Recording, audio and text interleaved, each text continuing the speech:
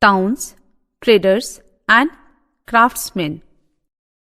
Many towns had already been developed as capital towns or religious centers during the ancient period, but after the arrival of the Turks, Mongols, Mughals, and Europeans, India established its trade links with many foreign countries.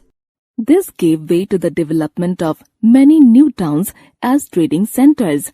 Thus, medieval town can be defined as a market centers where a sizable populations lived and made a living not only from agriculture but also through other modes of production. Many Persian sources of medieval period refer to Shahar, city, as a large town and Kasbah, a small township, as a small town.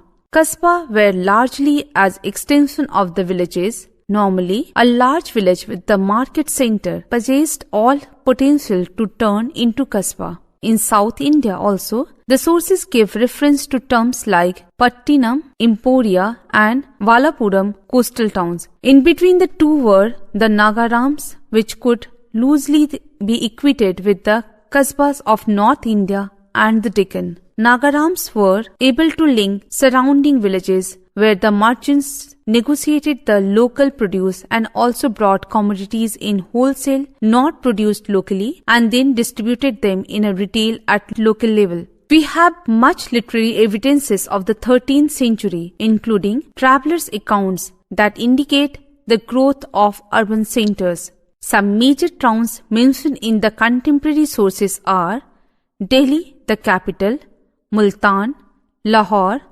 Anhilwara, Kamve, Kara, Lakhnauti, Daulatabad, Deogiri, Agra, Mausalipatnam, Surat, Hooghly, Patna, etc. Though estimate of the population of any town is not available in our sources, the cities were big enough by contemporary standards. Ibn Battuta, who visited Delhi in 1330, describes it as a city of enormous extent and population and the largest city in the Islamic East.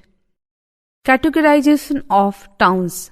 Various kinds of towns developed in the different parts of India during the medieval period. Besides, many old towns were also expanded, but broadly, this town could be categorized into three groups: administrative or court towns, pilgrimage towns, port and trading towns.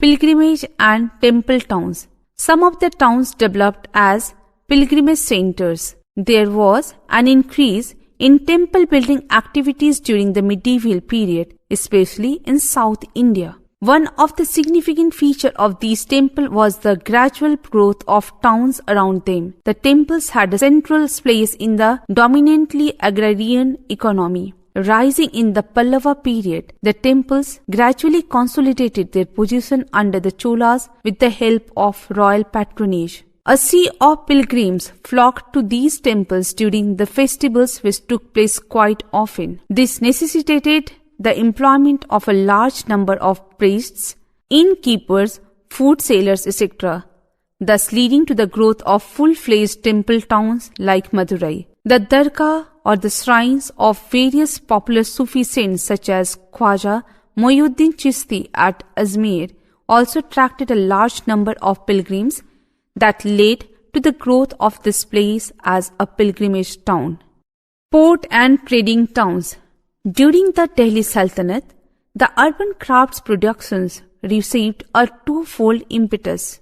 First, the Sultanate ruling class remained town-centered and spent enormous resources in the form of land revenue, mainly in towns, and thus helped the urban craft sector to grow. The nobility also created a mass market for handicrafts. The introduction of a number of technological devices by the Turk was the second factor that contributed a lot to manufacturing of goods. In the luxury sector, silk weaving expanded and carpet weaving came from Persia. The other notable urban manufacturing activity was paper making. Perhaps a major sector of urban employment was building industry. The Turks and the Mughal introduced and popularized a number of new crafts and techniques like making of iron stirrup and armor for the cavalry. This led to the growth of metallurgical industry and metal crafts. Another major introduction was the rahat, popularly known as Persian wheel, to lift water from deep under the ground for irrigation. Trading towns developed as manufacturing centers. Many such towns also grew as a result of the products found in that region, both agricultural and manufactured, or because of its proximity to ports and major trade routes. Mausolepatnam and Surat were important trading towns of the medieval period. Coming of new traders. Industrial revolution in Europe forced the Europeans to move to Asian and African countries in search of new markets to sell their products, and at the same time they needed raw material to feed their factories. Some European power like the English, French, Dutch, etc. came to India through sea routes. The superior naval power of European traders gave them an advantage over the Indian traders, who eventually became their agents. However, among all these powers, it was the British who emerged the victorious and managed to establish commercial and political control over India. The increasing demand of textiles led to the expansion of associated activities like weaving, spinning, dyeing, etc., with more and more people taking them up. But the local craftsmen lost their independence as they only replicated the designs supplied to them by the company's agents. And over time, they lost their craft altogether to the machine-made clothes, which flooded the Indian markets in the late 18th and 19th century.